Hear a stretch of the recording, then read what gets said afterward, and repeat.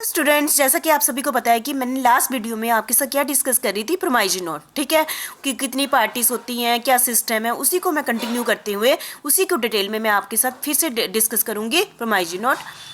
जैसे कि इसमें लिखा ना, essential condition of a promissory note, ये इसकी डेफिनेशन नहीं है जो हम डिटेल में कर चुके हैं। फिर भी एक बारी, क्योंकि हमने एक पेपर में आपके लिए इंपॉर्टेंट क्वेश्चन है। सबसे पहले है कि promissory note is a negotiable instrument. जैसे कि आप सभी को पता है, इसकी डेफिनेशन में ही है नेगोशिएबल इंस्ट्रूमेंट एक्ट के सेक्शन 4 में कि इसका पहला पार्ट क्या है प्रोमाइजी नोट का, कि नेगोशिएबल इंस्ट्रूमेंट का पहला टॉपिक क्या है, प्रोमाइजी नोट है। ठीक है, और इसकी सबसे अच्छी बात क्या है कि promissory note is freely transferable any number of time before it's due date. जैसे ड्यू डेट, यहाँ इस लाइन का कहने का मतलब क्या है, ये जैसे कि मिस्टर ड्यू डेट है जैसे कि 3 महीने के बाद, तो मैंने दे दिया मिस्टर शाम को, शाम ने भी किसी के पैसे देने थे, यही प्रोमाइजी नोट मिस्टर अगले पर्सन को देता है, अगले पर्सन ने भी किसी को पैसे देने थे, वो आगे दे देता है। ये एक टाइप से एक नोट का काम करता है। जैसे पैसे नहीं होते आगे, हम आगे आगे पकड़ाते रहते हैं, और ये होता है एंड में जिसके पास पहुंचा वो ड्यू डेट को मेकर के पास जाके उसके पैसे ले ले। तो promissory note is a negotiable instrument.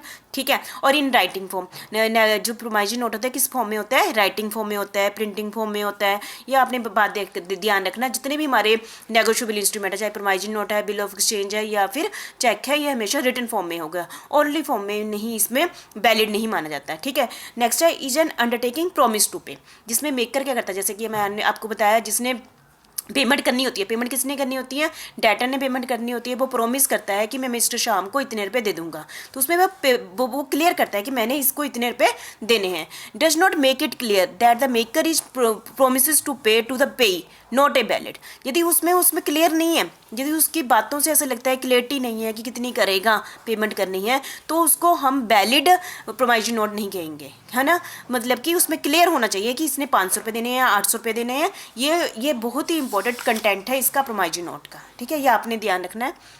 Next है इज एन अनकंडीशनल अंडरटेकिंग, जिसमें मेकर क्या करता है कि वो कोई भी कंडीशन नहीं लगाता, वो हमेशा क्या कहता है कि अनकंडीशनल। वो कहता है कि मैंने इसको 500 रुपये देने हैं, वो ये नहीं कह सकता कि मैंने इसको 500 रुपये तब देने हैं जब ये वाली कंडीशन फुलफिल होगी, तो उसको हम वैलिड प्रोमाइजी नोट नहीं कहेंगे। मतलब कि जो भी मेकर है उस पर कोई भी कंडीशन नहीं लगाएगा, बस ये कहेगा कि इस डेट को या मैंने इस पर्सन को इतने पैसे देने हैं। ठीक है, समझ गए।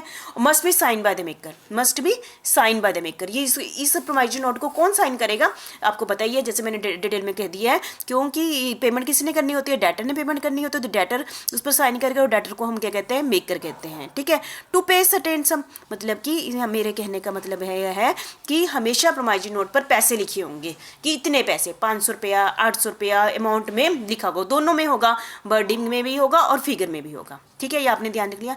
इसके बारे में सेक्शन 18 क्या कहता है, जैसे कि आपका पेपर होता है ना, कॉलेज में पेपर होते हैं, कई बार बच्चे क्या करते हैं, फिगर में अलग रोल नंबर लिख देते हैं, वर्डिंग में अलग रोल नंबर देते हैं। ऐसे भी प्रोमाइजी नोट में भी हो सकता है कि फिगर में अलग वर्डिंग लिखी हो और वर्ड में अलग चीज़ लिखी हो, तो हम किसको माने, तो अकॉर्डिंग टू सेक्शन 18 तो हम किसको मानेंगे, जो फिगर जो अमाउंट किस में लिखा होगा, वर्ड में लिखा होगा, तो उसको हम इंपॉर्टेंस देंगे। ठीक है, और हमारा 7th पॉइंट है टू पे मनी ओनली।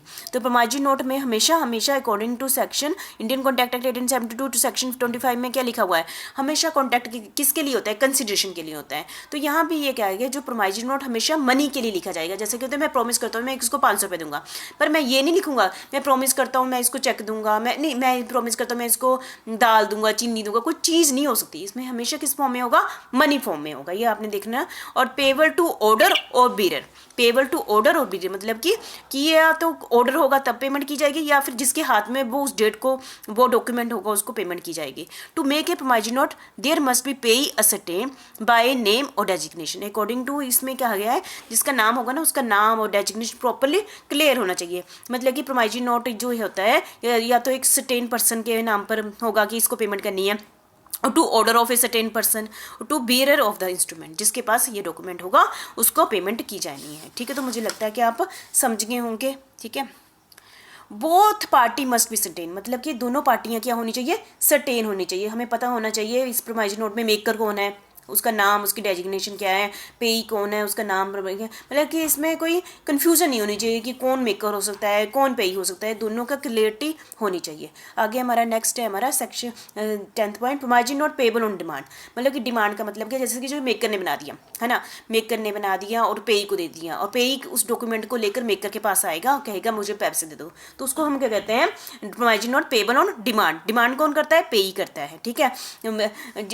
बाई चांस उसमें टाइम मेंशन ना किया हो, है ना, which is no time payment is mention, तो वो क्या करेगा, पेई आएगा अंडर सेक्शन 19 को उसके पैसों की डिमांड करेगा। या फिर पेमेंट एट साइट, जिसमें जो पेई आएगा उसको दिखाएगा, है ना, और मेकर उसको पेमेंट कर देगा।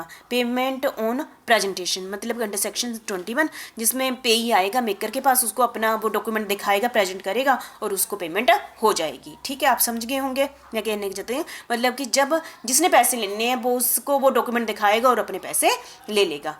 प्रोमाइजिन note payable otherwise on demand, है ना, मतलब कि क्या है कि जो भी मैच्योरिटी डेट होगी उस दिन उसकी पेमेंट मेकर पेई को कर देगा। मतलब सीधी बात, यदि डेट जो मेंशन होगी ना, मतलब डिमांड नहीं, जिस दिन डेट मेंशन होगी उस डेट को कर देगा, यदि वो डेट मेंशन नहीं है तो डिमांड पर कर देगा। ठीक है, क्लियरली स्टेट टाइम पीरियड जो लिखा होगा ना उस पर उसकी पेमेंट हो जाएगी।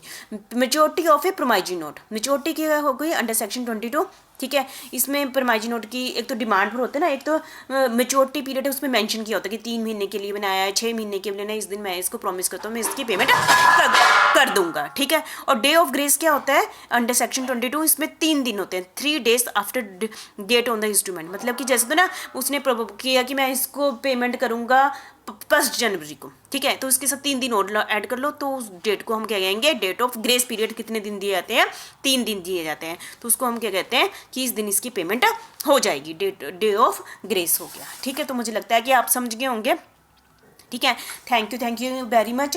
जैसा कि मैंने आपको अभी कंप्लीट करा दिया, क्या करा दिया, नेगोशिएबल इंस्ट्रूमेंट एक्ट का पहला पार्ट प्रोमाइजिन नोट अंडर सेक्शन 4 मैंने आपको कंप्लीट करा दिया, जिसमें कितनी पार्टियां होती हैं, 2 ही पार्टियां होती हैं, मेकर और पेई। मेकर प्रॉमिस करता है पेई को कि मैं आपको इस डेट को या इस दिन या फिर इतना अमाउंट देने का प्रॉमिस करता हूँ, इसमें वो कोई भी कंडीशन नहीं लगाता है, और ये हमेशा किस फॉर्म में होता है, राइटिंग फॉर्म में होता है, उसमें प्रॉमिस करता है कि मैं आपको पेमेंट करूँगा, कंडीशन नहीं कोई लगाएगा। और हमेशा प्रोमाइजिन नोट किस फॉर्म में लिखा जाता है, मनी के लिए, कि मैं आपको इतने पैसे दूंगा। ठीक है, और साइन बाय द मेकर, कौन करता है, जो भी बनाता है एक ही पार्टी के साइन होते हैं जिसने पेमेंट देनी होती है। ठीक है, और ऑन द डिमांड मतलब जब पेई ने पैसे लेने तो उसके पास आता है और डिमांड कर लेता है। और मेच्योरिटी मतलब जो डेट मेंशन की होगी उस डेट को उसकी पेमेंट हो जाती है। और इस केस में कितनी ग्रेस पीरियड दिया गया है, इसमें 3 दिन का ग्रेस पीरियड दिया गया है। जो डेट मेंशन होगी उसके साथ 3 दिन ऐड करेंगे तो उसको हम क्या कहेंगे, मेच्योरिटी डेट कहेंगे। ठीक है, आपने इसको अच्छे ढंग से कर लेना